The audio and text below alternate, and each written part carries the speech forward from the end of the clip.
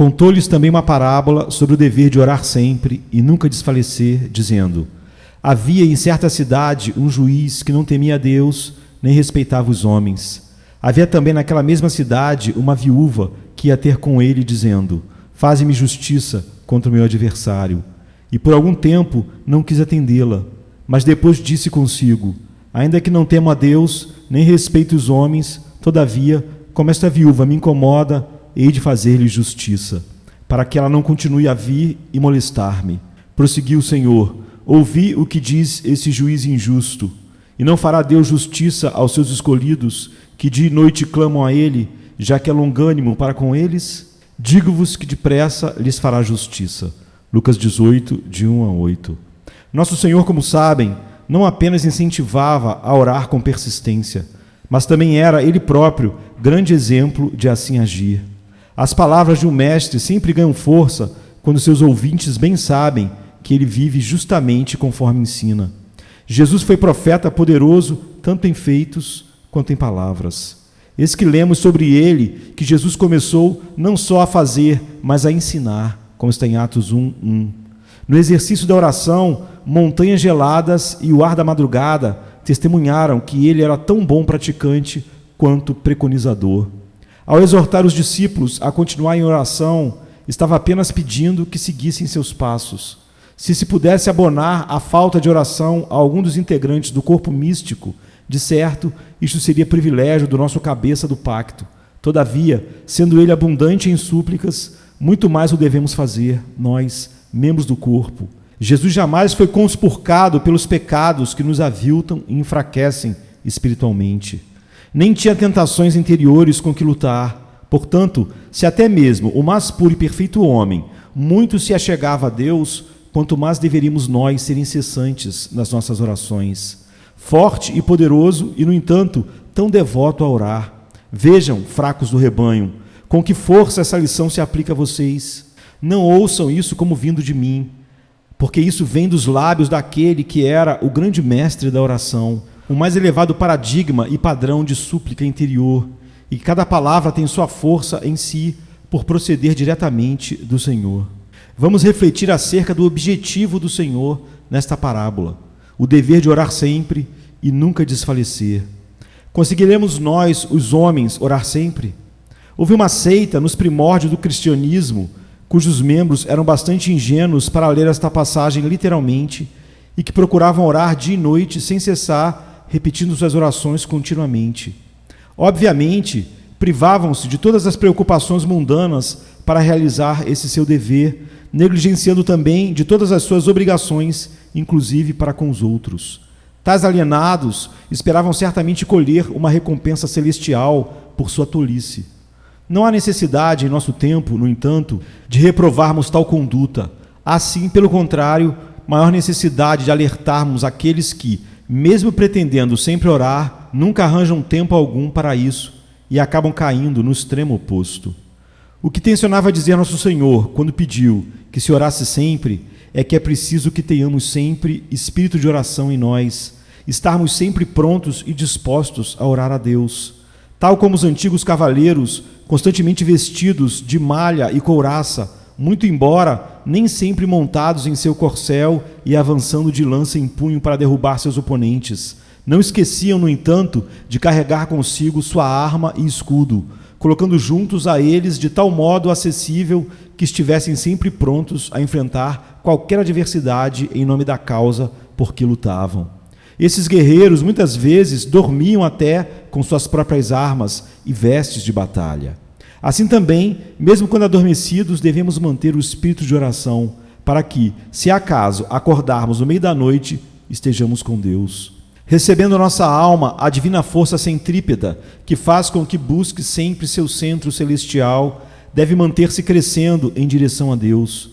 Nosso coração deverá ser sempre como os bastiões e as muralhas espalhadas ao longo da costa, alerta a uma invasão da armada inimiga, com o arsenal sempre pronto a entrar em ação no momento exato. Nossa alma deverá atingir tal ponto em que a oração fervorosa seja frequente em nossa rotina diária. Para isso, não há necessidade de pararmos nossas atividades ou ausentarmos-nos do mundo. Nosso espírito deve simplesmente enviar, em meio à labuta e ações corriqueiras, sua petição silente, breve e direta ao trono da graça. Quando Neemias, copeiro do rei, precisava pedir um grande favor ao seu poderoso amo, Artaxerxes, lembremo-nos, ele iria encontrar tal oportunidade ao lhe indagar o monarca: por que está triste o teu rosto? Como está em Neemias 2:2. Antes, porém, conta a ele, continuarei a jejuar e a orar perante o Deus do céu, como está em Neemias 1:4. Mesmo que haja percebido de antemão alguma possibilidade de aprovação por parte do rei, ele não correu a forçá-la e abraçá-la, mas antes pediu a Deus fervorosamente, em meio à exaltação ao Senhor e declarações de sincero arrependimento, que lhe fosse concedido aproveitar aquela ocasião de modo sábio, para que se pudesse realizar seu grande desejo. Igualmente deveríamos sentir o mesmo. Você e eu, refletindo, não o posso fazer antes de pedir a Deus a bênção. Não importa o entusiasmo que tenhamos para realizar alguma coisa, nosso espírito deve hesitar sob a influência da divina graça e dizer: se tu mesmo não fores conosco, não nos faça subir daqui. O cristão deve carregar a arma da oração como espada desembainhada na mão. Nunca devemos guardar as nossas súplicas a fazer a Deus. Nosso coração não deve andar como se for uma arma de fogo constantemente desengatilhada e necessitada sempre ser armada antes de poder disparar contra o inimigo. Mas, pelo contrário, deverá ser como um canhão pronto e carregado que necessite apenas de uma centelha para poder disparar. A alma não precisa estar sempre e sempre no exercício contínuo da oração, mas deve estar sempre disposta, com vontade e energia para orar. Nem estar orando sempre só por orar, mas orando sempre com o objetivo em vista. Além disso, quando Nosso Senhor diz que os homens devem sempre orar, quer dizer também que por toda a sua vida o cristão deve viver devotado a Deus. Como dizem os versos: oração, louvor e o perdão da iniquidade trazem do céu à terra a benignidade. Duas práticas, de uma forma ou outra, devem compor a totalidade da vida humana: louvor a Deus pelas graças recebidas, mediante palavra e ação, e rogar a Deus pela misericórdia de que necessitamos, reconhecendo com amor e gratidão que elas provêm de suas mãos apenas. O salmo de nossa vida deve ser composto de versos alternados de oração e de louvor, até que venhamos a atingir a vida futura, quando então cessará a oração e o louvor predominará por toda a nossa imortalidade. Mas temos de cuidar da nossa vida diária. Sim, você tem, mas há um jeito de fazer das atividades diárias uma parte da oração e do louvor. O pão nosso de cada dia nos dai hoje, diz Mateus 6,11. É não somente uma oração quando você o pronuncia. Em seu trabalho, enquanto labuta, se o faz com o espírito cristão, estará orando ativamente a mesma prece. Se louva a Deus pelas misericórdias recebidas em sua oração matinal, quando se lançar a cumprir os deveres da vida diária, poderá exibir as graças recebidas, que refletem e honram o nome de Deus, e assim manter o louvor do melhor modo possível. Tenha em mente que, para o cristão, trabalhar é orar. Há também muita verdade no verso de Coleridge, que diz: quem ama bem, ora melhor.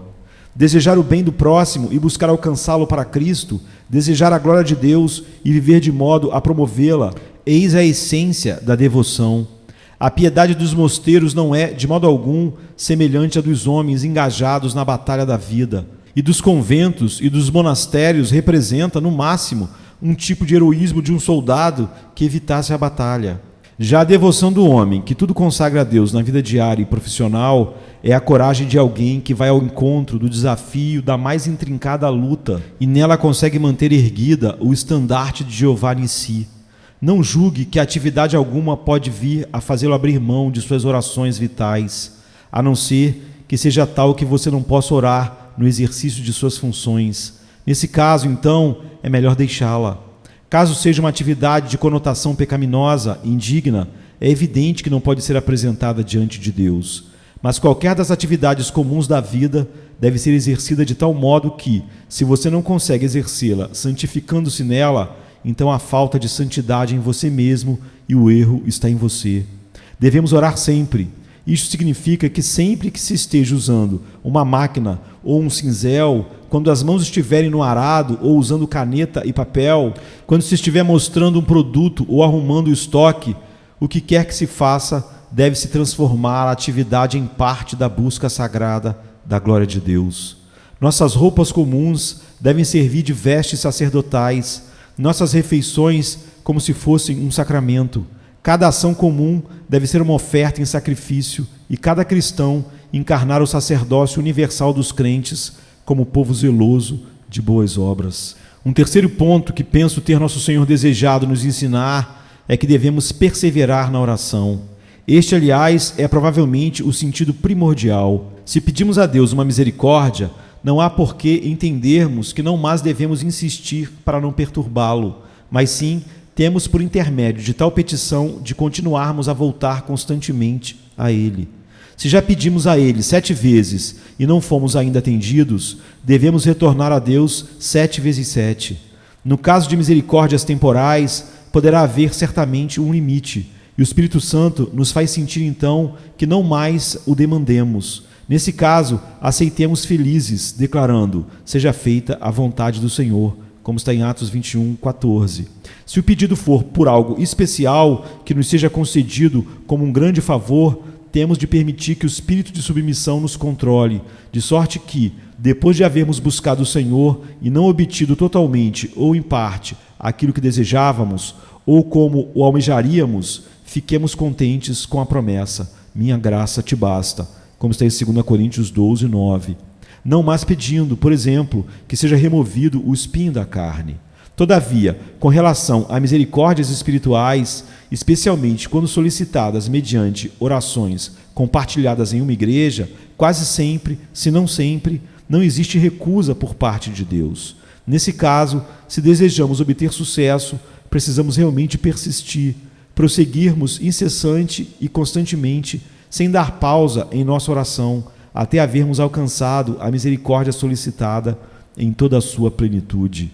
Eis aí onde se aplica de fato o dever de orar sempre e nunca desfalecer de que nos fala o texto. Semana após semana, mês após mês, ano após ano, a conversão de um filho querido sendo a principal súplica de um pai, a persuasão do marido que não se converte, habitando dia e noite o coração da esposa até que se realize. Jamais se deve apontar como motivo 10 ou 20 anos de oração sem sucesso para basear a decisão de abandonar seu desejo de cunho espiritual. Não se deve estabelecer, nesse particular, limite algum a Deus, mas enquanto houver tempo de vida, dedicá-lo a pedir pelo objeto da sua súplica, continuar a rogar com toda a fé e vontade ao Deus de Jacó, em nome do seu Filho, nosso Senhor. Também não deve o pastor apenas ocasionalmente pedir bênção para o seu povo e, recebendo tal graça, em certa medida, abandonar a esperança de outra futura intercessão. Deve, pelo contrário, perseverar veementemente, sem pausas, sem poupar energia, clamando alto e sem temor, até que as janelas do céu se abram e bênçãos suficientes sejam concedidas à sua congregação. Ó irmãos, quantas e quantas vezes pedimos a Deus e não somos atendidos por batermos, mas esperamos o tempo necessário à sua porta. Batemos uma vez ou outra a porta da misericórdia e, como nenhum mensageiro abre a porta e nos recepciona, seguimos de mãos vazias o nosso caminho. Muitas orações se parecem como brincadeira de crianças que fogem ao bater a porta, e quando esta é aberta, já não se vê nem rastro dos meninos. Ó, que a graça continue caminhando lado a lado com os anjos de Deus e que nunca deixe de voltar sua atenção para conosco. Que o Senhor nos dê a certeza de que a causa que defendemos é tal que nela obteremos sucesso, pois dessa vitória dependem outras almas. Que a glória de Deus esteja ligada a essa causa, sobretudo no caso em que o estado de outras pessoas inspire maiores cuidados. Na verdade, ainda que quiséssemos desistir de orações por nossa vida, ou até pela vida daqueles que nos são próximos, pela alma de outros homens, não podemos de modo algum desistir de orar, mas sim temos de nos empenhar em suplicar mais e mais, de novo e de novo, até obtermos a resposta. Como dizem os versos: não deixa o humilde suplicante de ter sua oração atendida, pois do pecador é impetrante quem por ele deu a vida. Eu não poderia terminar sem observar que o nosso Senhor gostaria que aprendêssemos também que devemos orar de maneira mais frequente. Não somente deve-se ter sempre espírito de oração, fazendo da vida inteira uma prece e perseverando em todos os objetivos que são caros à alma, como deve haver maior frequência de oração entre o povo santo. Tiro este pensamento da parábola, em que deduz o juiz: todavia, como esta viúva me incomoda, hei de fazer-lhe justiça, para que ela não continue a vir a molestar-me. Sua devoção não terá continuidade se você não estabelecer determinado tempo e ocasião de orar. Não há orientação alguma quanto a tempo nas Escrituras, senão nos exemplos de homens santos, pois, na verdade, o Senhor confia muito no amor e na força espontânea do desejo interior do seu povo. Não determina, por exemplo, orem das 6 às 7 horas da manhã todos os dias, nem orem à noite das 8 às 9, ou das 10 às 11 horas, mas diz tão somente, por intermédio do apóstolo Paulo: orai sem cessar, como está em 1 Tessalonicenses 5,17. Não obstante, todo cristão pode constatar ser muito útil ter horários regulares para este exercício, e tenho minhas dúvidas de que qualquer piedade possa ser mantida sem que determinado horário para oração seja cuidadosamente observado. Lemos sobre o apóstolo Tiago que ele orava tanto que seus joelhos se endureceram de se ajoelhar. E quanto a Fox, que Lightmer, antes do seu martírio, durante o período do seu cárcere, passava tanto tempo ajoelhado que o velho homem não conseguia levantar para fazer as refeições, tendo de ser erguido por outros. Quando não pôde mais pregar, encurralado por muralhas de pedra, as preces que de Lightmer subia aos céus eram por seu país, e ainda hoje recebemos as graças desses seus pedidos. Daniel orava com as janelas abertas diariamente e a intervalos regulares. 7 vezes no dia eu te louvo, diz o Salmo 119, 164. E Davi declara ainda que de tarde, pela manhã e ao meio-dia, no Salmo 55, 17, irá orar a Deus. Ó, queira Deus que não sejam tão grandes os intervalos de nossas orações, que sejam mais próximos uns dos outros os poços em que nos saciamos durante a peregrinação da vida. Permaneçamos sempre em oração. Nosso Senhor quer dizer, para resumir, que o crente deve exercitar na totalidade a oração. Orar em todas as circunstâncias. Não existem horas canônicas no dia, nem dias canônicos na semana cristã. Devemos orar desde o cantar do galo até a meia-noite, em todas as ocasiões em que o Espírito nos tocar. Devemos orar em qualquer estado, seja na pobreza ou na riqueza, na saúde ou na doença, nos dias felizes de festa e nos dias tristes de lamentação. Devemos orar no nascimento e no funeral. Orar quando a alma se encontra feliz em nós por causa de abundantes misericórdias e quando nossa alma nos arrasta até as sombras da morte em consequência de assuntos os mais graves. Orar por todas as intenções, seculares ou espirituais. A oração deve santificar tudo. A palavra de Deus e a oração devem vir acima e sempre antes das coisas comuns da vida diária. Devemos orar por uma compra importante ao entrar e ao sair da loja. Lembremos-nos de como nos tempos de Josué os gibeonitas enganaram Israel por não haverem as autoridades do povo de Deus consultado ao Senhor. Que você não seja enganado por causa da tentação semelhante de autossuficiência, como bem pode acontecer se não se achegar ao Senhor todos os dias para pedir: vê se há em mim algum caminho perverso e guia-me pelo caminho eterno, como está no Salmo 139, verso 24. Ninguém jamais há de errar por orar demais, jamais cometerá engano por pedir com frequência a orientação de Deus. Pelo contrário, descobrirá orientação graciosa para seus olhos se, em uma bifurcação de caminhos em que ambos pareçam corretos, parar um segundo que seja para pedir a Deus: guia-me, ó grande Jeová. Em resumo, orai sem cessar é o que eu acabo de lhes explanar. Vão agora e o apliquem em sua vida.